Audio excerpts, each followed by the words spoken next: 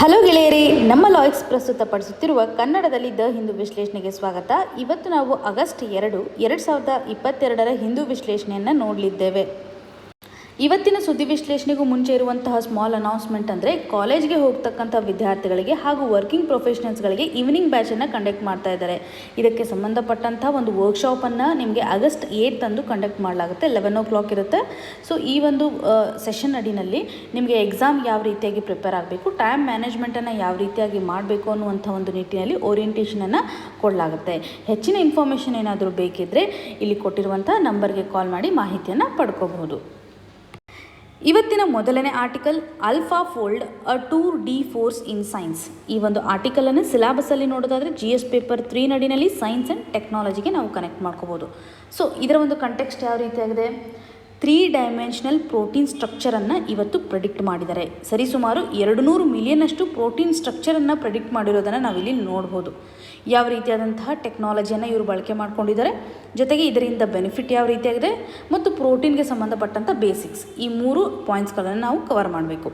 So ಮೊದಲೇದಾಗಿ Google own ಮಾಡಿರುವಂತಹ deep mind ಅನ್ನುವಂಥ ಒಂದು ಕಂಪನಿ ಇವತ್ತು ಪ್ರೋಟೀನ್ ಸ್ಟ್ರಕ್ಚರನ್ನು ಪ್ರೆಡಿಕ್ಟ್ ಮಾಡಿದೆ. ಸರಿಸುಮಾರು 200 ಮಿಲಿಯನ್ ಪ್ರೋಟೀನ್ನ ಒಂದು ಸ್ಟ್ರಕ್ಚರನ್ನು ಪ್ರೆಡಿಕ್ಟ್ ಮಾಡಿರೋದನ್ನು ಇಲ್ಲಿ ಕೊಟ್ಟಿದ್ದಾರೆ. ಇವರು ಬಳಕೆ ಮಾಡ್ಕೊಂಡಿರುವಂತಹ ಒಂದು ಟೂಲ್ ಅಂತಂದರೆ ಅಲ್ಫಾಫೋಲ್ಡ್ ಅಂತಂದರೆ ಇದೊಂದು artificial intelligence based protein structure prediction tool ಅಂತ ಕರೀತಾರೆ.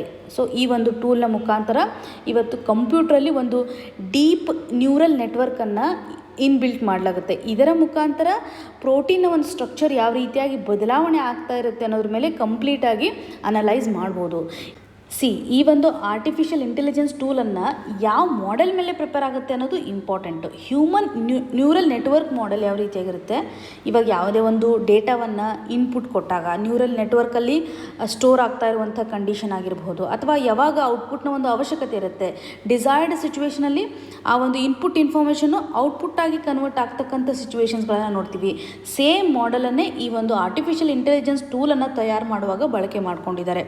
ಸೇಮ್ ಇವಾಗ ನ್ಯೂರಾನ್ಗಳು ಹೇಗೆ ನೆಟ್ವರ್ಕನ್ನು ಫಾರ್ಮ್ ಮಾಡೋದ್ರ ಮುಖಾಂತರ ರಿಯಾಕ್ಷನನ್ನು ತೋರುತ್ತೆ ಅಥವಾ ಡೇಟಾವನ್ನು ಸ್ಟೋರೇಜ್ ಮಾಡಿಟ್ಕೊಳ್ಳುತ್ತೆ, ಅದೇ ಒಂದು ಆಧಾರದ ಮೇಲೆಗೆ ನಾವು ಈ ಒಂದು ಟೂಲನ್ನು ತಯಾರು ಮಾಡಿದ್ದೀವಿ ಅನ್ನುವಂಥದ್ದು. ಸೊ ಲರ್ನಿಂಗ್ ಇರ್ಬೋದು, ಟ್ರೈನಿಂಗ್ ಇರ್ಬೋದು, ಅಥವಾ ಇನ್ಫಾರ್ಮೇಷನ್ಸ್ ರೀಟೈನಿಂಗ್ ಇರ್ಬೋದು, ರೀಲರ್ನಿಂಗ್ ಇರ್ಬೋದು, ಈ ಒಂದು ಮಾಡೆಲ್ನ ಆಧಾರದ ಮೇಲೆ ನಾವು ಇವತ್ತು ಪ್ರೋಟೀನ ಒಂದು ಸ್ಟ್ರಕ್ಚರ್ನ ಪ್ರೆಡಿಕ್ಟ್ ಮಾಡ್ತಾ ಇದ್ದೀವಿ. ಸೊ ಇದು ಈ ಒಂದು ಟೂಲಿಗೆ ಸಂಬಂಧಪಟ್ಟಂಥ ಮಾಹಿತಿ ನಿಮಗೆ ಕ್ಲಿಯರಾಗಿ ಗೊತ್ತಿರಬೇಕು. ಇನ್ನು ಪ್ರೋಟೀನನ್ನು ನಾವು ಯಾಕೆ ಸ್ಟಡಿ ಮಾಡಬೇಕು, ಪ್ರೋಟೀನ ಒಂದು ಇಂಪಾರ್ಟೆನ್ಸ್ ಯಾವ ರೀತಿಯಾಗಿದೆ, ಪ್ರೋಟೀನನ್ನು ನಾವು ಸ್ಟಡಿ ಮಾಡುವಾಗ ಇದೊಂದು ಲಾರ್ಜ್ ಮಾಲಿಕ್ಯೂಲ್ ಆಗಿರ್ಬೋದು ಅಥವಾ ಕಾಂಪ್ಲೆಕ್ಸ್ ಮಾಲಿಕ್ಯೂಲ್ ಅಂತ ನೋಡ್ತೀವಿ. ನಮ್ಮ ದೇಹದಲ್ಲಿರ್ತಕ್ಕಂಥ ಹಲವಾರು ಟಿಶ್ಯೂಸ್ಗಳು ಮತ್ತು ಆರ್ಗನ್ಸ್ಗಳಿಗೆ ಬೇಕಾಗುವಂತಹ ಒಂದು ಸ್ಟ್ರಕ್ಚರಲ್ ಹಾಗೂ ಫಂಕ್ಷನಲ್ ಸ್ಟೆಬಿಲಿಟಿಯನ್ನು ಇದು ಕೊಡುತ್ತೆ. ರೆಗ್ಯುಲೇಷನ್ ಮಾಡೋದ್ರಲ್ಲೂ ಸಹ ಇವಾಗ ಪ್ರೋಟೀನ್ ಹೆಲ್ಪ್ ಆಗುತ್ತೆ ಅನ್ನುವಂಥದ್ದು. ಸೊ ಪ್ರೋಟೀನ್ ಬಗ್ಗೆ ನಮಗೆ ಪ್ರಾಪರ್ ಆಗಿರುವಂಥ ಇನ್ಫಾರ್ಮೇಷನ್ ಗೊತ್ತಿದ್ದರೆ, ಇದರ ಒಂದು ಸ್ಟ್ರಕ್ಚರ್ ಯಾವ ರೀತಿಯಾಗಿದೆ, ಯಾವ ರೀತಿಯಾದಂಥ ಫಂಕ್ಷನ್ಸನ್ನು ಮಾಡುತ್ತೆ ಅನ್ನುವಂಥ ಒಂದು ಅಂಡರ್ಸ್ಟ್ಯಾಂಡಿಂಗ್ ಇದ್ದರೆ, ಇವಾಗ ಹ್ಯೂಮನ್ ಡಿಸೀಸಸ್ ಆದಾಗ ನಾವು ಈಸಿಯಾಗಿ ಅದನ್ನು ಐಡೆಂಟಿಫೈ ಮಾಡ್ಬೋದು. ಸೈಂಟಿಸ್ಟ್ಗಳು ಇವಾಗ ಮೊದಲು ಪ್ರೋಟೀನ್ ಸ್ಟ್ರಕ್ಚರನ್ನು ಪ್ರೆಡಿಕ್ಟ್ ಮಾಡುವಾಗ ಎಕ್ಸ್ರೇಸ್ ಆಗಲಿ ಅಥವಾ ಕ್ರಿಸ್ಟಲೋಗ್ರಫಿ ಆಗಲಿ, ನ್ಯೂಕ್ಲಿಯರ್ ಮ್ಯಾಗ್ನೆಟಿಕ್ ರೆಸೋನೆನ್ಸ್ ಆಗಲಿ, ಅಥವಾ ಸ್ಪೆಕ್ಟ್ರೋಸ್ಕೋಪಿ ಅಂತ ಕರಿತೀವಲ್ಲ, ಈ ರೀತಿಯಾದಂಥ ಎಲೆಕ್ಟ್ರಾನಿಕ್ ಮೈಕ್ರೋಸ್ಕೋಪೀಸ್ಗಳನ್ನು ಸಹ ಅವರು ಬಳಕೆ ಮಾಡ್ತಾ ಇರೋದನ್ನು ನೋಡ್ತಾ ಇದ್ದೀವಿ. ಇದು ತುಂಬ ಟೈಮ್ ಕನ್ಸ್ಯೂಮ್ ಆಗಿರೋದ್ರಿಂದ ನಾವು ಈ ಒಂದು AI ಬೇಸ್ಡ್ ಆಲ್ಫಾಫೋಲ್ಡನ್ನು ಬಳಕೆ ಮಾಡಿಕೊಡೋದ್ರ ಮುಖಾಂತರ ಈಸಿಯಾಗಿ ಸ್ಟ್ರಕ್ಚರನ್ನು ಡಿಟೆಕ್ಟ್ ಮಾಡಬಹುದು, ಏನು ಬದಲಾವಣೆ ಆಗಿದೆ ಅದನ್ನು ಈಸಿಯಾಗಿ ನಾವು ಐಡೆಂಟಿಫೈ ಮಾಡ್ಬೋದು. ಇವಾಗ ಕೋವಿಡ್ ಸಂದರ್ಭದಲ್ಲಿ ನಾವು ನೋಡಿದ್ವಿ, ಸ್ಪೈಕ್ ಪ್ರೋಟೀನಿಂದಾಗಿ ನಾವು ಹೆಚ್ಚು ಇನ್ಫೆಕ್ಷನ್ ಆಗ್ತಾ ಇರುವಂಥ ಕಂಡೀಷನ್ಸನ್ನು ನೋಡಿದ್ವಿ. ನಮಗೆ ಅದರ ಒಂದು ಸ್ಟ್ರಕ್ಚರ್ ಅರ್ಥ ಆಗಿದ್ದರೆ ಅದನ್ನು ಯಾವ ರೀತಿಯಾಗಿ ನಾವು ಡ್ರಗ್ಗನ್ನು ಈಸಿಯಾಗಿ ಪ್ರೊಡ್ಯೂಸ್ ಮಾಡ್ಬೋದು, ಅಥವಾ ಕಡಿಮೆ ಸಮಯದಲ್ಲಿ ಆ ಒಂದು ವೈರಸ್ಗೆ ಬೇಕಾಗುವಂಥ ಒಂದು ಡ್ರಗ್ಗನ್ನು ಪ್ರೊಡ್ಯೂಸ್ ಮಾಡ್ಬೋದು. ಇಂಪ್ಲಿಮೆಂಟೇಷನ್ ಲೆವೆಲಲ್ಲಿ ಫಾಸ್ಟಾಗಿ ಆಗುತ್ತೆ ಅನ್ನುವಂಥ ಒಂದು ನಿಟ್ಟಿನಲ್ಲಿ ನಾವು ಸೈನ್ಸ್ ಆ್ಯಂಡ್ ಟೆಕ್ನಾಲಜಿಗೆ ಅಷ್ಟೊಂದು ಇಂಪಾರ್ಟೆನ್ಸನ್ನು ಕೊಡ್ತಾ ಇದ್ದೀವಿ. ಮತ್ತು ಒಂದು ಇಶ್ಯೂವನ್ನು ಇವರು ಅಡ್ರೆಸ್ ಮಾಡಲಿಕ್ಕೆ ಟ್ರೈ ಮಾಡಿದ್ದಾರೆ. ಇವಾಗ AI ಬೇಸ್ಡ್ ಟೆಕ್ನಾಲಜಿಯನ್ನು ನಾವು ಹೆಚ್ಚು ಬಳಕೆ ಮಾಡ್ಕೊಳೋದ್ರ ಮುಖಾಂತರ ಸೈಂಟಿಸ್ಟ್ಗಳು ವಲ್ನರಬಲ್ ಆಗ್ಬೋದು ಅನ್ನುವಂಥದ್ದು. ಸೊ ಅವರು ಹಾರ್ಡ್ ವರ್ಕನ್ನು ಮಾಡಿರ್ತಾರೆ. ಈ ಒಂದು ಕಂಪ್ಯೂಟರ್ ಸಿಸ್ಟಮ್ನಿಂದ ಈಸಿಯಾಗಿ ಎಲ್ಲ ಆಕ್ಸೆಸಬಲ್ ಇರೋದ್ರಿಂದ ಅವರ ಒಂದು ವ್ಯಾಲ್ಯೂ ಆಗಲಿ ಅಥವಾ ಇನ್ಪುಟ್ ಆಗಲಿ ಸ್ವಲ್ಪ ಡಿಗ್ರೇಡ್ ಆಗ್ಬೋದು ಅನ್ನುವಂಥದ್ದನ್ನು ನಾವಿಲ್ಲಿ ಅರ್ಥ ಮಾಡ್ಕೋಬೇಕು. ಆದರೆ ನಮ್ಮ ಒಂದು ಅಡ್ವಾನ್ಸ್ಮೆಂಟ್ ಇಂಪಾರ್ಟೆಂಟು ಸೈನ್ಸ್ ಆ್ಯಂಡ್ ಟೆಕ್ನಾಲಜಿನಲ್ಲಿ, ಯಾಕೆಂದರೆ ಇವಾಗ ಸಾಕಷ್ಟು ಅಡ್ವರ್ಸ್ ಅಥವಾ ಅನ್ಸರ್ಟನಿಟಿ ಇರೋದ್ರಿಂದಾಗಿ ಇಂಟಿಗ್ರೇಟೆಡ್ ಅಪ್ರೋಚ್ನ ಒಂದು ಅವಶ್ಯಕತೆ ತುಂಬ ಇಂಪಾರ್ಟೆಂಟ್ ಆಗಿರೋದ್ರಿಂದ AI ಬೇಸ್ಡ್ ಟೆಕ್ನಾಲಜಿ ಮುಖಾಂತರ ಇದರ ಒಂದು ಬೆನಿಫಿಟನ್ನು ನಾವು ಕನ್ಸಿಡರ್ ಮಾಡಲೇಬೇಕಾಗತ್ತೆ ಅನ್ನುವಂಥದ್ದನ್ನು ನಾವಿಲ್ಲಿ ನೋಡಬೇಕು. ನಿಮಗೆ ಇಲ್ಲಿ ಒಂದು ಕ್ವಶನನ್ನು ಕೇಳೋದಾದರೆ, ಪ್ರೋಟೀನ್ ಫ್ಯಾಕ್ಟರಿ ಅಂತ ಯಾವ ಸೆಲ್ ಆರ್ಗನಲ್ಗೆ ಕರಿತೀವಿ? ಸೆಲ್ ಆರ್ಗನಲೈಸ್ ಅಂತಂದರೆ ಜೀವಕೋಶದ ಅಂಗಕಗಳು. ಇದರಲ್ಲಿ ಯಾವುದು, ಅದರ ನೇಮನ್ನು ಕಮೆಂಟ್ ಸೆಕ್ಷನಲ್ಲಿ ಮೆನ್ಷನ್ ಮಾಡಿ. ಪ್ರೋಟೀನ್ ಫ್ಯಾಕ್ಟರಿ ಅಂತಲೇ ಕರೀತಾರೆ, ಸಾಕಷ್ಟು ಸಾರಿ ಎಕ್ಸಾಮಿನೇಷನಲ್ಲೂ ಕೇಳಿದರೆ. ಇದರ ಒಂದು ನೇಮನ್ನು ಕಮೆಂಟ್ ಸೆಕ್ಷನಲ್ಲಿ ಮೆನ್ಷನ್ ಮಾಡಿ. ಇನ್ನು ಮುಂದಿನ ಆರ್ಟಿಕಲ್ ಅನ್ಪ್ಯಾಕಿಂಗ್ ದ ಕೊನಂಡ್ರಮ್. ಈ ಒಂದು ಆರ್ಟಿಕಲನ್ನು ಸಿಲೆಬಸ್ಸಲ್ಲಿ ನೋಡಿದಾಗ TS ಪೇಪರ್ 3 ನಡಿನಲ್ಲಿ ಸೈನ್ಸ್ ಆ್ಯಂಡ್ ಟೆಕ್ನಾಲಜಿಗೆ ಕನೆಕ್ಟ್ ಮಾಡುವಂಥದ್ದು. ಮಂಕಿ ಪಾಕ್ಸ್ಗೆ ಸಂಬಂಧಪಟ್ಟಂತೆ ಕೆಲವೊಂದಿಷ್ಟು ವೀವನ್ನು ಕೊಟ್ಟಿದ್ದಾರೆ. ಈ ಒಂದು ಕೊನಂಡ್ರಮ್ ಅಂತಂದರೆ ಸಮಸ್ಯೆ ಅಥವಾ ಒಗಟನ್ನು ಯಾವ ರೀತಿಯಾಗಿ ನಾವು ಅನ್ಪ್ಯಾಕ್ ಮಾಡ್ಬೋದು ಅಥವಾ ಯಾವ ರೀತಿಯಾಗಿ ಈ ಒಂದು ಪ್ರಾಬ್ಲಮ್ಗೆ ಸೊಲ್ಯೂಷನ್ಸನ್ನು ಹುಡುಕ್ಬೋದು ಅನ್ನುವಂಥ ಒಂದು ವೀವನ್ನು ನಾವು ಇಲ್ಲಿ ನೋಡ್ಬೋದು. ಸಾಕಷ್ಟು ಆರ್ಟಿಕಲ್ಸ್ಗಳು ಇವತ್ತು ಮಂಕಿ ಪಾಕ್ಸ್ಗೆ ರಿಲೇಟೆಡ್ ಇರುವಂತೆ ಸಿಚುವೇಶನ್ಸನ್ನು ಹ್ಯಾಂಡಲ್ ಮಾಡೋದಕ್ಕೋಸ್ಕರ ಸರ್ಕಾರ ಯಾವ ರೀತಿಯಾದಂಥ ಟಾಸ್ಕ್ ಫೋರ್ಸನ್ನು ತರಬೇಕು, ಮಾನಿಟರಿಂಗ್ ಯಾವ ರೀತಿಯಾಗಿ ಮಾಡಬೇಕು, ಕೆಲವೊಂದಿಷ್ಟು ಸ್ಟ್ರಾಟಜೀಸ್ಗಳನ್ನು ಮಾಡಬೇಕು ಅನ್ನುವಂಥ ಒಂದು ನೀಡನ್ನು ಇವಾಗ WHO ಆಫಿಷಿಯಲ್ಸ್ ಕೊಟ್ಟಿರುವಂಥ ಕಾಲನ್ನು ಸಹ ಎಂಫಸೈಸ್ ಮಾಡಿ ಆರ್ಟಿಕಲ್ಸ್ಗಳು ಬಂದಿದ್ದಾವೆ. ಸೊ ಎಲ್ಲ ಆರ್ಟಿಕಲ್ಗಳನ್ನು ಕನ್ಸೋಲ್ಟೇಷನ್ ಮಾಡಿ ನಾವು ಒಂದು ಸರ್ತಿ ಇದನ್ನು ರಿವಿಷನ್ ಮಾಡಲಿಕ್ಕೆ ಟ್ರೈ ಮಾಡೋಣ. ಸೊ ಈ ಒಂದು ಮಂಕಿ ಪಾಕ್ಸ್ಗೆ ಸಂಬಂಧಪಟ್ಟಂಥ ಫ್ಯೂ ಪಾಯಿಂಟ್ಸ್ಗಳು ನಿಮಗೆ ಕ್ಲಿಯರಾಗಿ ಗೊತ್ತಿರಬೇಕು. ಇದ್ರ ಮೇಲೆ ಕ್ವಶನ್ಸನ್ನು ನಾವು ಎಕ್ಸ್ಪೆಕ್ಟ್ ಮಾಡಲಿಕ್ಕಾಗಲ್ಲ, ಯಾಕೆಂದರೆ ಇದು ಡೇ ಟು ಡೇ ಇವಾಲ್ವ್ ಆಗ್ತಾ ಇರೋದ್ರಿಂದ ಡೈಲಿ ಅಪ್ಡೇಷನ್ಸ್ ಇದ್ದೇ ಇರುತ್ತೆ. ಡೈಲಿ ಏನಾಗ್ತಾ ಇರುತ್ತೆ ಅದರ ಬಗ್ಗೆ ನೀವು ಮಾಹಿತಿನ ಕಲೆಕ್ಟ್ ಮಾಡ್ಕೊಳ್ಳುವಂಥ ಅವಶ್ಯಕತೆ ಇಲ್ಲ. ಮಂಕಿ ಪಾಕ್ಸ್ಗೆ ರಿಲೇಟೆಡ್ ಇರುವಂಥ ಏನೇ ಆರ್ಟಿಕಲ್ಸ್ ಬಂದರೂ ನೀವು ಈಸಿಯಾಗಿ ನೆಗ್ಲೆಕ್ಟ್ ಮಾಡ್ಬೋದು. ಸೊ ಬೇಸಿಕ್ ಇನ್ಫಾರ್ಮೇಷನ್ ನಿಮಗೆ ಏನು ಗೊತ್ತಿರಬೇಕು ಮಂಕಿ ಪಾಕ್ಸ್ ಬಗ್ಗೆ ಒಂದು ಸರ್ತಿ ರಿವಿಷನ್ ಮಾಡ್ಕೊಳ್ಳೋಣ. ಯಾಕೆಂದರೆ ಸಾಕಷ್ಟು ಜನ ಇವಾಗ ತಾನೇ ನ್ಯೂಸ್ ಪೇಪರ್ ಓದಲಿಕ್ಕೆ ಸ್ಟಾರ್ಟ್ ಮಾಡಿರೋರಿಗೆ ಇದ್ರ ಬಗ್ಗೆ ಇನ್ಫಾರ್ಮೇಷನ್ ಗೊತ್ತಿರಲ್ಲ. ಸೊ ಮಂಕಿ ಪಾಕ್ಸನ್ನು ನಾವು ಝೋನೋಟಿಕ್ ಡಿಸೀಸಸ್ಗಳ ಒಂದು ಕ್ಲಾಸಿಫಿಕೇಷನ್ಗೆ ಆ್ಯಡ್ ಮಾಡ್ತೀವಿ. ಝೋನೋಟಿಕ್ ಡಿಸೀಸ್ ಅಂತಂದರೆ ಆ್ಯನಿಮಲ್ಸಿಂದ ಇವಾಗ ಮಾನವನಿಗೆ ಟ್ರಾನ್ಸ್ಮಿಷನ್ ಆಗ್ತಕ್ಕಂಥ ಡಿಸೀಸ್. ಈ ಒಂದು ವೈರಲ್ ಇನ್ಫೆಕ್ಷನಲ್ಲಿ ವೈರಸ್ಸು ಆ್ಯನಿಮಲ್ಸಿಂದ ಹ್ಯೂಮನ್ಗೆ ಟ್ರಾನ್ಸ್ಮಿಷನ್ ಆಗುತ್ತೆ. ಈ ಒಂದು ಪಾಕ್ಸ್ ಕಂಡೀಷನ್ ಮಂಕಿನಲ್ಲಿ ಏನು ಕಂಡು ಬರುತ್ತಲ್ಲ ಅದನ್ನು ಮಂಕಿ ಪಾಕ್ಸ್ ಅನ್ನುವಂಥ ಒಂದು ನೇಮಿಂದ ಕರೆಯಲಾಗುತ್ತೆ. ಹಾಗೂ ಇದರ ಒಂದು ಎಂಡಮಿಕ್ ಕಂಡೀಷನ್ಸನ್ನು ನಾವು ನೋಡಿದಾಗ ನೈಜೀರಿಯಾದಲ್ಲಿ ನೋಡ್ಬೋದು. ಇದರ ಒಂದು ಕ್ಲಾಸಿಫಿಕೇಷನನ್ನು ಕನ್ಸಿಡರ್ ಮಾಡೋದಾದರೆ ಜೀನಸ್ ನಡಿನಲ್ಲಿ ಆರ್ಥೋಪಾಕ್ಸ್ ವೈರಸ್ ಅನ್ನುವಂಥ ಜೀನಸ್ ಆಗಲಿ, ಫ್ಯಾಮಿಲಿ ಅಂತಂದಾಗ ಪಾಕ್ಸ್ ವಿರಿಡೆ ಅನ್ನುವಂಥ ನೇಮಿಂದ ಕರೆಯಲಾಗುತ್ತೆ. ಇದರ ಒಂದು ಸ್ಪೀಷೀಸ್ ಅಂತಂದಾಗ ಮಂಕಿ ಪಾಕ್ಸ್ ವೈರಸ್. ಸೊ ಈ ಒಂದು ವೈರಸ್ಸು ಆ್ಯನಿಮಲಿಂದ ಹ್ಯೂಮನ್ಗೆ ಟ್ರಾನ್ಸ್ಮಿಷನ್ ಆಗ್ತಾ ಇದೆ. ನ್ಯಾಚುರಲ್ ಹೋಸ್ಟು ಯಾವುದು ಅನ್ನೋದು ಕ್ಲಿಯರಾಗಿ ಐಡೆಂಟಿಫೈ ಆಗಿಲ್ಲ. ಆದರೆ ಸಾಕಷ್ಟು ಆ್ಯನಿಮಲ್ಸ್ಗಳಲ್ಲಿ ಇದು ರಿಪೋರ್ಟ್ ಆಗ್ತಾ ಇರೋದನ್ನು ನೋಡ್ಬೋದು. ಸಾಕಷ್ಟು ಆ್ಯನಿಮಲಲ್ಲಿ ಈ ಒಂದು ಇನ್ಫೆಕ್ಷನ್ ಕಾಣಿಸ್ಕೊಳ್ತಾ ಇದೆ. ನ್ಯಾಚುರಲ್ ಹೋಸ್ಟ್ ಅನ್ನೋದು ಇನ್ನೂ ಕನ್ಫರ್ಮೇಷನ್ ಆಗಿಲ್ಲ ಅನ್ನುವಂಥದ್ದು. ಸೊ ಫಸ್ಟ್ ಟೈಮ್ ಇವಾಗ ಹ್ಯೂಮನ್ ಕೇಸನ್ನು ನಾವು 1970ನಲ್ಲಿ ಡೆಮೊಕ್ರೆಟಿಕ್ ರಿಪಬ್ಲಿಕ್ ಆಫ್ ಕಾಂಗೋನಲ್ಲಿ ನೋಡಿರೋದಾಗಲಿ, ಹಾಗೂ ಆಫ್ರಿಕಾದಲ್ಲಿರುವಂತಹ 11 ಕಂಟ್ರೀಸ್ಗಳಲ್ಲಿ ಇವಾಗ ಎಂಡಮಿಕ್ ಆಗಿರುವಂಥ ಕಂಡೀಷನ್ಸನ್ನು ನೋಡ್ತಾ ಇದ್ದೀವಿ. ಸಾಕಷ್ಟು ಲೆವೆಲಲ್ಲಿ ಅಲ್ಲಿ ಡಿಸೀಸಸ್ ಸ್ಪ್ರೆಡ್ ಆಗ್ತಾ ಇರೋದನ್ನು ನಾವು ಕಾಣಬಹುದು. ಇವಾಗ WHO ಈ ಒಂದು ಮಂಕಿ ಪಾಕ್ಸ್ ಟ್ರಾನ್ಸ್ಮಿಷನ್ಗೆ ಸಂಬಂಧಪಟ್ಟಂತೆ public health emergency of international concern ಅನ್ನುವಂಥದ್ದನ್ನು ಅನೌನ್ಸ್ ಮಾಡಿದ್ದಾರೆ. ಯಾಕೆಂದರೆ ಹೈಯೆಸ್ಟ್ ಲೆವೆಲ್ ಪಬ್ಲಿಕ್ ಹೆಲ್ತ್ ಅಲರ್ಟ್ನ ಒಂದು ವಿಷಯವಾಗಿ ಸರ್ಕಾರ ಇವಾಗ ಕೋಆರ್ಡಿನೇಷನನ್ನು ತೋರಿಸ್ಬೇಕು, ಅಥವಾ ಕಂಟ್ರೀಸ್ಗಳು ಇವಾಗ ಈ ಒಂದು ಮಂಕಿ ಪಾಕ್ಸನ್ನು ತಡೆಗಟ್ಟೋದ್ರಲ್ಲಿ ಕೋಆರ್ಡಿನೇಷನ್ನ ಒಂದು ರೆಸ್ಪಾನ್ಸ್ ಇದೆ ಅನ್ನುವಂಥ ನಿಟ್ಟಿನಲ್ಲಿ ಪಬ್ಲಿಕ್ ಎಮರ್ಜೆನ್ಸಿಯನ್ನು ಇವರು ಅನೌನ್ಸ್ ಮಾಡಿದ್ದಾರೆ. ಸೊ ಹ್ಯೂಮನ್ ಟು ಹ್ಯೂಮನ್ ಟ್ರಾನ್ಸ್ಮಿಷನನ್ನು ನಾವು ಸ್ಟಾಪ್ ಮಾಡೋದಕ್ಕೋಸ್ಕರ ಬೇಕಾಗಿರುವಂಥ ಒಂದು ಗೋಲ್ ಇಂಪಾರ್ಟೆಂಟು. ವಲ್ನರಬಲ್ ಗ್ರೂಪ್ಸನ್ನು ನಾವು ಇವಾಗ ಪ್ರೊಟೆಕ್ಟ್ ಮಾಡಬೇಕು ಅನ್ನುವಂಥದ್ದನ್ನು ನೋಡ್ಬೋದು. ಸೊ ಮಂಕಿ ಪಾಕ್ಸ್ಗೆ ಸಂಬಂಧಪಟ್ಟಂಥ ಕರೆಂಟ್ ಎವಿಡೆನ್ಸನ್ನು ನಾವು ಕನ್ಸಿಡರ್ ಮಾಡಿದಾಗ ಸೆಲ್ಫ್ ಲಿಮಿಟಿಂಗ್ ಆಗಿರ್ಬೋದು, ಡೆತ್ ರೇಟ್ ಅಂದರೆ ಮೋರ್ಟಾಲಿಟಿ ರೇಟು ಆಲ್ಮೋಸ್ಟ್ ಲೋ ಇದೆ. ಮೇಜರಾಗಿ ಇವಾಗ ಕಾನ್ಸಂಟ್ರೇಷನ್ ಎಲ್ಲಾಗಿದೆ ಅಂತಂದರೆ ಮೆನ್ ಟು ಮೆನ್ ಸೆಕ್ಸ್ ಏನಾಗ್ತಾ ಇರುತ್ತಲ್ಲ, ಸೊ ಆ ಒಂದು ಕಂಡೀಷನಲ್ಲಿ ಹೆಚ್ಚಿನ ಒಂದು ಸ್ಪ್ರೆಡ್ ಆಗ್ತಾ ಇರೋದನ್ನು ನೋಡ್ಬೋದು.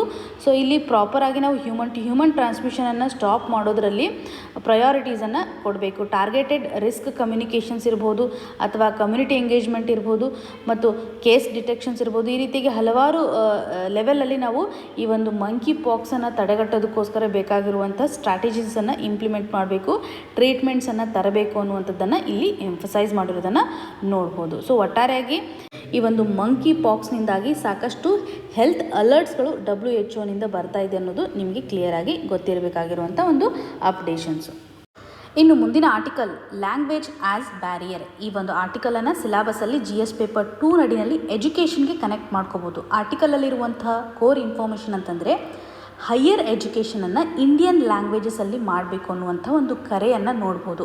ಹೋಮ್ ಮಿನಿಸ್ಟರ್ ಆಗಿರುವಂತಹ ಅಮಿತ್ ಶಾ ಅವರು ಎಂಜಿನಿಯರಿಂಗ್, ಲಾ ಮತ್ತು ಮೆಡಿಸಿನ್ ಈ ರೀತಿಯಾದಂಥ ಹೈಯರ್ ಎಜುಕೇಷನನ್ನು ಇಂಡಿಯನ್ ಲ್ಯಾಂಗ್ವೇಜಲ್ಲಿ ಕೊಡಬೇಕು ಅನ್ನುವಂಥ ಒಂದು ಕರೆಯನ್ನು ಕೊಟ್ಟಿರೋದು. ಸೊ ಇದರಿಂದಾಗಿ ನಾವು ನ್ಯಾಷನಲ್ ಎಜುಕೇಷನ್ ಪಾಲಿಸಿ 2020ನಲ್ಲಿರ್ತಕ್ಕಂಥ ಒಂದು ಆಬ್ಜೆಕ್ಟಿವನ್ನು ರೀಚ್ ಮಾಡುವಂಥದ್ದು, ಇದರ ಒಂದು ಫೋಕಲ್ ಪಾಯಿಂಟನ್ನು ಸಿಂಕ್ ಮಾಡುವ ನಿಟ್ಟಿನಲ್ಲಿ ಈ ಒಂದು ಕರೆಯನ್ನು ಕೊಟ್ಟಿರೋದು ಇಂಪಾರ್ಟೆಂಟ್ ಅನ್ನೋದನ್ನು ಇಲ್ಲಿ ನೋಡ್ಬೋದು. ಜೊತೆಗೆ ನ್ಯಾಷನಲ್ ಎಜುಕೇಷನ್ ಪಾಲಿಸಿನಲ್ಲಿರ್ತಕ್ಕಂಥ ಒಂದು ಮೇಜರ್ ಆಬ್ಜೆಕ್ಟಿವ್ನೂ ಇದಾಗಿದೆ.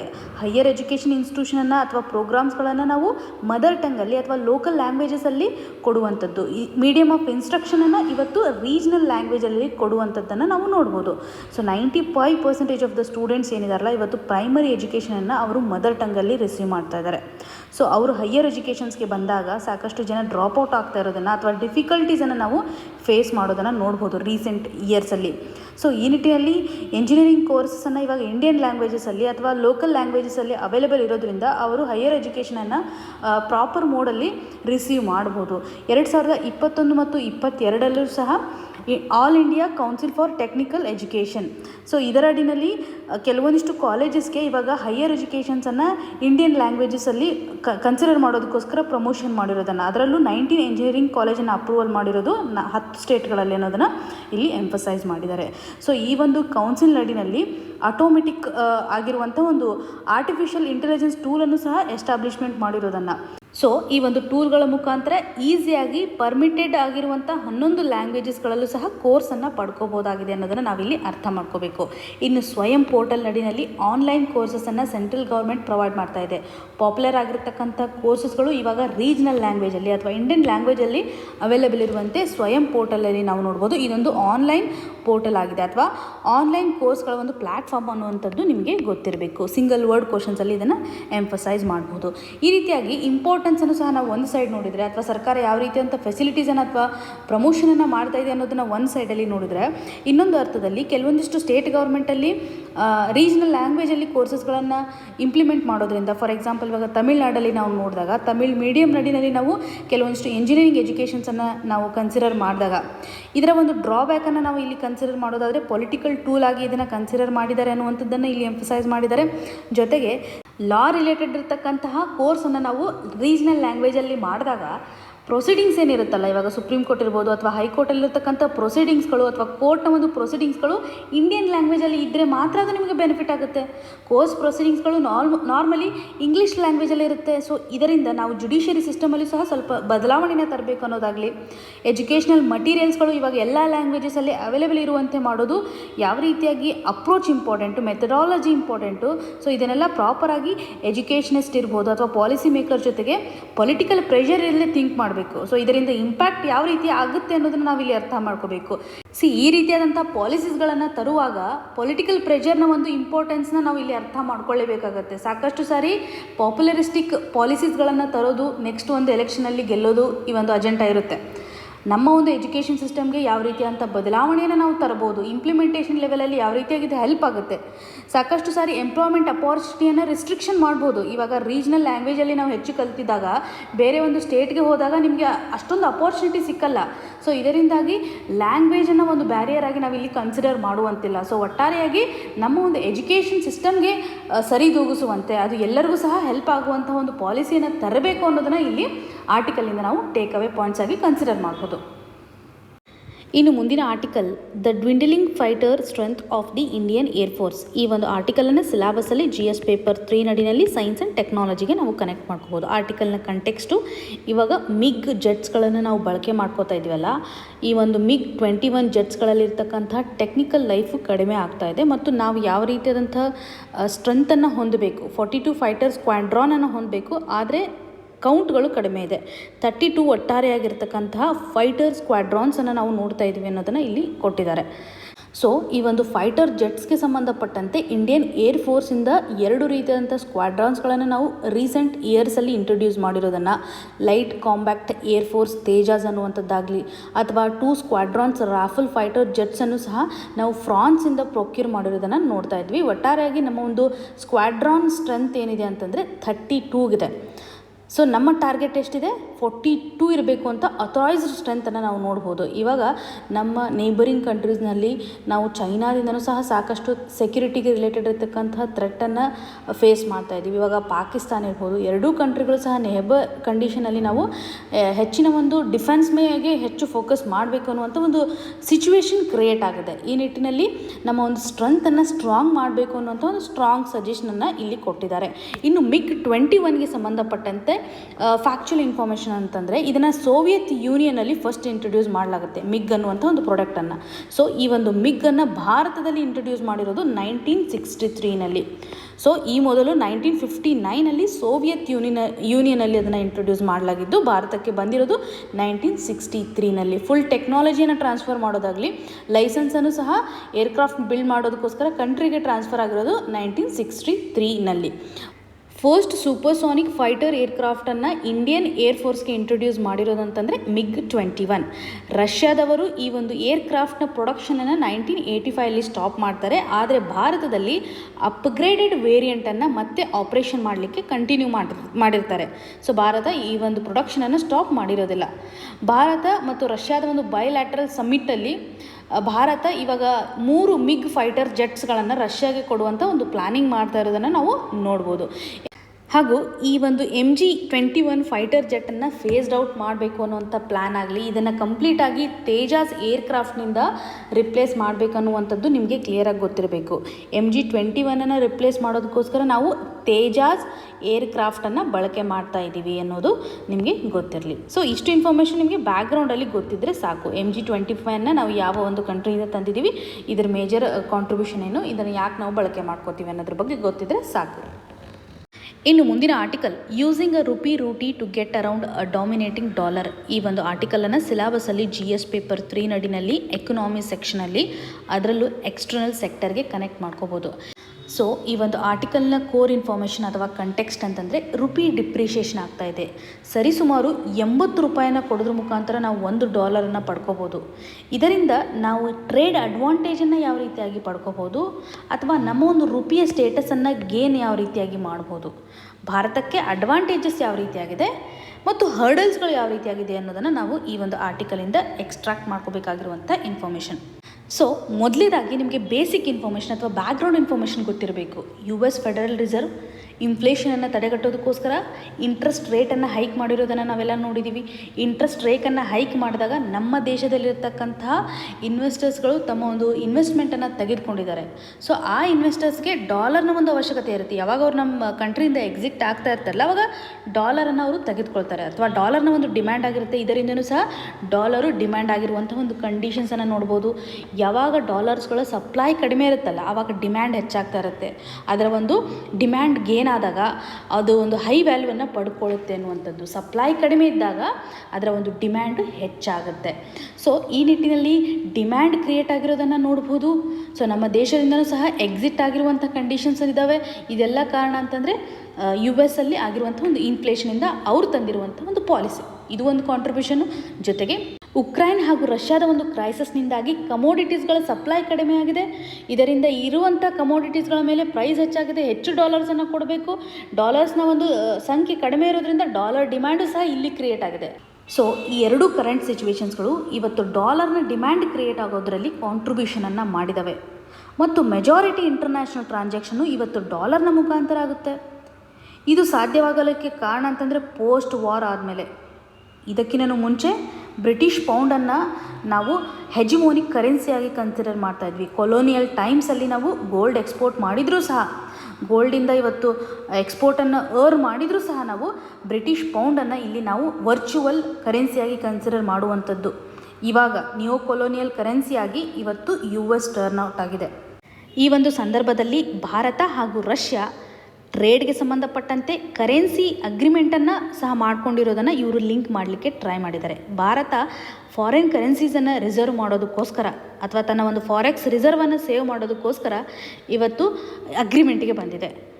ರಷ್ಯಾ ಇರ್ಬೋದು ಅಥವಾ ಭಾರತ ಇರ್ಬೋದು ಟ್ರೇಡನ್ನು ಮಾಡಿದಾಗ ಡೊಮೆಸ್ಟಿಕ್ ಕರೆನ್ಸಿಯನ್ನು ಎಕ್ಸ್ಚೇಂಜ್ ಮಾಡೋದು ವಾಸ್ಟ್ರೋ ಅಕೌಂಟ್ನ ಮುಖಾಂತರ. ವಾಸ್ಟ್ರೋ ಅಕೌಂಟ್ ಅಂದಾಗ ಈ ಒಂದು ಅಕೌಂಟ್ ನಡಿನಲ್ಲಿ ಭಾರತಕ್ಕೆ ರಷ್ಯನ್ ಯಾರಾದರೂ ಎಕ್ಸ್ಪೋರ್ಟ್ ಮಾಡಿರ್ತಾರಲ್ಲ ಅವ್ರಿಗೆ ರುಪೀಸನ್ನು ನಾವು ಕೊಡ್ತೇವೆ. ರುಪೀಸ್ ಅವ್ರ ಹತ್ರ ಇರುತ್ತೆ. ನಮ್ಮ ದೇಶದಿಂದ ಅವ್ರೇನಾದರೂ ಇಂಪೋರ್ಟ್ ಮಾಡ್ಕೋತೀವಿ ಅಂತಂದಾಗ ಆ ಒಂದು ರುಪೀಸಿಂದ ಅವರು ಬಳಕೆ ಮಾಡ್ಕೋಬೋದು. ಸೊ ವಾಸ್ಟ್ರೋ ಅಕೌಂಟಲ್ಲಿ ಡೊಮೆಸ್ಟಿಕ್ ಕರೆನ್ಸೀಸನ್ನು ನಾವು ಎಕ್ಸ್ಚೇಂಜ್ ಮಾಡೋದ್ರ ಮುಖಾಂತರ ಒಂದು ಅಗ್ರಿಮೆಂಟಿಗೆ ಬಂದಿದ್ದೇವೆ. ಸೊ ಇದರಿಂದ ನಾವು ಹೆಚ್ಚು ಡಾಲರ್ ಮೇಲೆ ರಿಲೇ ಆಗೋದನ್ನು ಕಡಿಮೆ ಮಾಡ್ಬೋದು. ಭಾರತ ಇವತ್ತು ರಷ್ಯಾದೊಂದಿಗೆ ಮಾಡ್ಕೊಂಡಿರುವಂಥ ಈ ಒಂದು ಅಗ್ರಿಮೆಂಟ್ ನಡಿನಲ್ಲಿ ಡಿಫೆನ್ಸ್ ರಿಲೇಟೆಡ್ ಇರತಕ್ಕಂಥ ಇಂಪೋರ್ಟಿಂಗ್ ಆಗಿರ್ಬೋದು ಅಥವಾ ಆಯಿಲ್ ಇಂಪೋರ್ಟ್ಸ್ ಆಗಿರ್ಬೋದು, ಫ್ಯೂಯಲ್ಸ್ ಇಂಪೋರ್ಟ್ ಆಗಿರ್ಬೋದು, ಅದನ್ನು ಸ್ಪೆಸಿಫಿಕ್ ಆಗಿ ಈ ಒಂದು ಅಗ್ರಿಮೆಂಟಲ್ಲಿ ರುಪಿ ಪೇಮೆಂಟ್ ಮಾಡ್ತೀವಿ ಅನ್ನೋದನ್ನು ಮಾಡ್ಕೊಂಡಿರೋದನ್ನು ನೋಡ್ಬೋದು. ಸೊ ಬೇಸಿಕಲಿ ರಷ್ಯಾದ ಮೇಲೆ ಸಾಕಷ್ಟು ವೆಸ್ಟ್ ಸ್ಯಾಂಕ್ಷನ್ಗಳಾಗಿದ್ದಾವೆ. ವೆಸ್ಟರ್ನ್ ಕಂಟ್ರೀಸ್ಗಳಿಂದ ಟ್ರೇಡ್ ರಿಲೇಟೆಡ್ ಇರತಕ್ಕಂಥ ಸ್ಯಾಂಕ್ಷನನ್ನು ನಾವು ನೋಡಿರ್ಬೋದು. ರಷ್ಯಾದೊಂದಿಗೆ ಮತ್ತು ನಮ್ಮ ಟ್ರೇಡ್ಸ್ ಡೆಫಿಸಿಟನ್ನು ಸಹ ಸರಿದೂಗಿಸ್ಕೊಳ್ಳೋಕ್ಕೆ ಇದೊಂದು ಸರಿಯಾದ ಹಾದಿ ಅಂತ ನಾವಿಲ್ಲಿ ನೋಡ್ಬೋದು. ಸೊ ಒಟ್ಟಾರೆಯಾಗಿ ಇದು ಭಾರತಕ್ಕೆ ಒಂದು ಅಪಾರ್ಚುನಿಟಿಯನ್ನು ಕ್ರಿಯೇಟ್ ಮಾಡಿದೆ. ಭಾರತವೂ ಸಹ ಇವತ್ತು ಟ್ರೇಡನ್ನು ಎಕ್ಸ್ಪ್ಯಾನ್ಷನ್ ಮಾಡಬೇಕು ಅನ್ನುವಂಥ ಒಂದು ಹಾದಿಯಲ್ಲಿದೆ. ಇದರಿಂದ ರಷ್ಯಾದಿಂದ ಮಾಡಿರುವಂಥ ಒಂದು ಕಮಿಟ್ಮೆಂಟು ಹೆಲ್ಪ್ ಆಗುತ್ತೆ. ನಮ್ಮ ಒಂದು ರೆಸೆಷನ್ ಕಂಡೀಷನ್ಸನ್ನು ತಡೆಗಟ್ಟೋದ್ರಲ್ಲಿ ಹೆಲ್ಪ್ ಆಗುತ್ತೆ ಅನ್ನೋದನ್ನು ನಾವಿಲ್ಲಿ ಕನೆಕ್ಟ್ ಮಾಡ್ಕೋಬೋದು. ಸೊ ಮೇಜರ್ ಐಟಮ್ಸನ್ನು ನಾವು ಇವತ್ತು ರಷ್ಯಾದಿಂದ ಇಂಪೋರ್ಟ್ ಮಾಡ್ಕೋತೀವಿ ಅಥವಾ ನಮ್ಮ ದೇಶದಿಂದ ರಷ್ಯಾಕ್ಕೆ ಎಕ್ಸ್ಪೋರ್ಟ್ ಮಾಡ್ತೀವಿ. ಈ ಹಂತದಲ್ಲಿ ನಮ್ಮ ಒಂದು ಅಗ್ರಿಮೆಂಟ್ ಏನಿದೆಯಲ್ಲ ರಷ್ಯಾದೊಂದಿಗೆ, ಇದು ಟ್ರೇಡ್ ರಿಲೇಟೆಡ್ ಇರತಕ್ಕಂತಹ ಹಾರ್ಡ್ಶಿಪ್ಪನ್ನು ಫೇಸ್ ಮಾಡೋದರಲ್ಲಿ ಹೆಲ್ಪ್ ಮಾಡ್ತಾ ಇದೆ ಅಥವಾ ಈ ಒಂದು ಕಂಡೀಷನ್ಸನ್ನು ಅಡ್ರೆಸ್ ಮಾಡ್ತಾ ಇದೆ ಅನ್ನೋದನ್ನು ನಾವಿಲ್ಲಿ ನೋಡ್ಬೋದು. ಯಾಕೆಂದರೆ ನಾವು ಡಾಲರಲ್ಲಿ ಟ್ರಾನ್ಸಾಕ್ಷನ್ ಮಾಡೋದನ್ನು ಅವಾಯ್ಡ್ ಮಾಡ್ತಾ ಇದ್ದೀವಿ. ಸೊ ಇದು ಒಂದು ಹರ್ಡಲನ್ನು ಕ್ರಿಯೇಟ್ ಮಾಡ್ಬೋದು. ಯಾವ ರೀತಿಯಾಗಿ ಪ್ರಾಬ್ಲಮ್ ಆಗುತ್ತೆ ಅಂತಂದರೆ, ಇವಾಗ ರುಪಿಯನ್ನು ನಾವು ಹೆಚ್ಚು ಇಂಪಾರ್ಟೆನ್ಸನ್ನು ಕೊಡ್ತಾ ಇದ್ದೀವಿ ಅಥವಾ ರುಪಿ ಮೇಲೆ ನಾವು ಪೇಮೆಂಟ್ ಇವತ್ತು ಮಾಡ್ತಾ ಇದ್ವಿ, ಡಾಲರ್ ಟ್ರಾನ್ಸಾಕ್ಷನನ್ನು ಅವಾಯ್ಡ್ ಮಾಡ್ತಾ ಇದ್ದೀವಿ ಅಂತಂದರೆ ಇದೊಂದು ಗ್ಲೋಬಲ್ ಕನ್ಸರ್ನ್ ಆಗುತ್ತೆ. ಯಾಕೆಂದರೆ ಇವಾಗ ರುಪಿ ಇರ್ಬೋದು ಅಥವಾ ರಷ್ಯನ್ ಕರೆನ್ಸಿ ಆಗಿರುವಂಥ ರುಬೆಲ್ ಇರ್ಬೋದು, ಇವೆರಡು ವಾಲಟೈಲ್ ಕರೆನ್ಸಿ ಆಗಿರ್ತವೆ. ಇದರಿಂದ ಪ್ರೈವೇಟ್ ಪಾರ್ಟೀಸ್ಗಳು ಅಂದರೆ ಕಂಪ್ನೀಸ್ ಇರ್ಬೋದು, ಬ್ಯಾಂಕ್ಸ್ಗಳಿರ್ಬೋದು, ಅವರು ಎಕ್ಸೆಪ್ಟ್ ಮಾಡ್ಕೊಳ್ಳೋದ್ರಲ್ಲಿ ಹಿಂದೇಟಾಗ್ತಾರೆ. ಟ್ರೇಡ್ ಇರ್ಬೋದು ಅಥವಾ ಸೆಟಲ್ಮೆಂಟ್ ಇರ್ಬೋದು, ಇವತ್ತು ರುಪಿಯನ್ನು ಎಕ್ಸೆಪ್ಟ್ ಮಾಡ್ಕೊಳ್ಳೋದ್ರಲ್ಲಿ ಅವರು ಹಿಂದೇಟಾಗ್ತಾ ಇರೋದನ್ನು ಅಥವಾ ಅವರ ಒಂದು ವಿಲ್ಲಿಂಗ್ಲೆಸ್ಗೆ ಇವತ್ತು ಕ್ವಶನನ್ನು ಮಾಡಿದೆ ಅನ್ನುವಂಥದ್ದಾಗಲಿ. ಇಂಡಿಯಾ ಇವಾಗ ರಷ್ಯಾದಿಂದ ಇಂಪೋರ್ಟ್ ಮಾಡ್ಕೋತಕ್ಕಂಥ ಕ್ರೂಡ್ ಆಯಿಲು 30% ಡಿಸ್ಕೌಂಟನ್ನು ಹೊಂದಿದೆ. ಸೊ ಇದು ಒಂದು ಬೆನಿಫಿಟಾಗಿ ನಾವು ನೋಡ್ಬೋದು. ಆದ್ರೂ ಸಹ ನಾವು ವೊಲಟೈಲಿಟಿಯನ್ನು ನಾವಿಲ್ಲಿ ಕನೆಕ್ಟ್ ಮಾಡುವಂಥದ್ದು. ಇದೊಂದು ಬೆನಿಫಿಟ್ ಆಗಿದ್ರೂ ಸಹ ಗ್ಲೋಬಲ್ ಲೆವೆಲಲ್ಲಿ ಒಂದು ಹೈರಾರ್ಕಿಯನ್ನು ಡಿಸ್ಟರ್ಬ್ ಮಾಡಿದೆ. ಆನ್ಗೋಯಿಂಗ್ ಕರೆನ್ಸಿ ಹೈರಾರ್ಕಿಯನ್ನು ಇವತ್ತು ಡಿಸ್ಟರ್ಬ್ ಮಾಡಿದೆ ಅನ್ನುವಂಥದ್ದನ್ನು ನಾವಿಲ್ಲಿ ಅರ್ಥ ಮಾಡ್ಕೋಬೇಕು. ಜೊತೆಗೆ ನಮ್ಮ ಒಂದು ಕರೆನ್ಸಿ ಇವತ್ತು ಡಿಪ್ರಿಷಿಯೇಟ್ ಆಗಿರೋದ್ರಿಂದ ಹೆಚ್ಚು ರುಪೀಸನ್ನು ನಾವು ಕಡಿಮೆ ಡಾಲರ್ಗೆ ಪಡ್ಕೋಬೋದು. ಹಾಗಾಗಿ ನಮ್ಮ ಒಂದು ಕಮೋಡಿಟೀಸ್ಗಳಿಗೆ ಗ್ಲೋಬಲ್ ಲೆವೆಲಲ್ಲಿ ಒಂದು ಡಿಮ್ಯಾಂಡು ಬರಬಹುದು. ಸೊ ಹಾಗಾಗಿ ಎಕ್ಸ್ಪೋರ್ಟನ್ನು ನಾವು ಹೆಚ್ಚು ಫೋಕಸ್ ಮಾಡಬೇಕು ಅನ್ನುವಂಥ ಒಂದು ಇಂಪಾರ್ಟೆಂಟ್ ಅಪ್ರೋಚನ್ನು ಸಹ ಇಲ್ಲಿ ಎಂಫಸೈಸ್ ಮಾಡಲಿಕ್ಕೆ ಟ್ರೈ ಮಾಡಿದ್ದಾರೆ. ಇಷ್ಟು ಇನ್ಫಾರ್ಮೇಷನ್ ನಿಮಗೆ ಟ್ರೇಡ್ಗೆ ಸಂಬಂಧಪಟ್ಟಂತೆ ಏನು ಕನ್ಸರ್ನ್ ಇದೆ ಗ್ಲೋಬಲ್ ಲೆವೆಲಲ್ಲಿ ಇರ್ಬೋದು ಅಥವಾ ನಾವಿವಾಗ ಬೈಲ್ಯಾಟ್ರಲ್ ಅಗ್ರಿಮೆಂಟನ್ನು ಮಾಡ್ಕೊಳ್ಳೋದ್ರಿಂದ ಯಾವ ರೀತಿಯಂಥ ಇಂಪ್ಯಾಕ್ಟ್ ಆಗ್ತಾ ಇದೆ ಅನ್ನೋದ್ರ ಬಗ್ಗೆ ಕ್ಲಿಯರಾಗಿ ಗೊತ್ತಿರಬೇಕು. ಇವತ್ತಿನ question of the day section ಅಡಿನಲ್ಲಿ ಪ್ರೀವಿಯಸ್ ಇಯರಲ್ಲಿ ಕೇಳಿರುವಂಥ ಪೊಲಿಟಿ ಕ್ವಶನನ್ನು ಕೊಡಲಾಗಿದೆ. ಇದಕ್ಕೆ ಸರಿಯಾದ ಉತ್ತರವನ್ನು ಕಮೆಂಟ್ ಸೆಕ್ಷನಲ್ಲಿ ಮೆನ್ಷನ್ ಮಾಡಿ. ಇವತ್ತು ಡಿಸ್ಕಸ್ ಮಾಡಿರುವಂತಹ ಎಲ್ಲ ಆರ್ಟಿಕಲ್ಸ್ಗಳು ನಿಮಗೆ ನೀಟಾಗಿ ಅರ್ಥ ಆಗಿದೆ ಅಂತ ಭಾವಿಸ್ತಾ ಇದ್ದೀನಿ. ನಿಮ್ಗೆ ಏನೇ ಕನ್ಸರ್ನ್ ಇದ್ದು ಸಹ ಕಮೆಂಟ್ ಸೆಕ್ಷನಲ್ಲಿ ಮೆನ್ಷನ್ ಮಾಡಿ ಅಂತ ಹೇಳ್ತಾ ಆಲ್ ದಿ ವೆರಿ ಬೆಸ್ಟ್. ಧನ್ಯವಾದಗಳು.